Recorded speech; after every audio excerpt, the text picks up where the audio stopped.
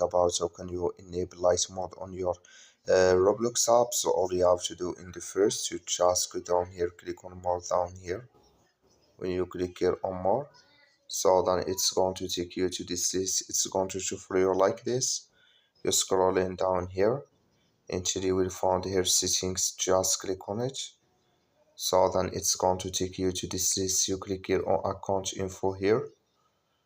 So then you just switch into open with you. So then it's going to show for you like this here. Then you just scrolling down here until you will find here theme. Just click here on this side. Then it's going to show for you a list like this. You click here on light. So then it's going to change with you to light mode like you see here on your uh, Roblox app. That's all. Thank you for watching. Don't forget to support us by liking and subscribe.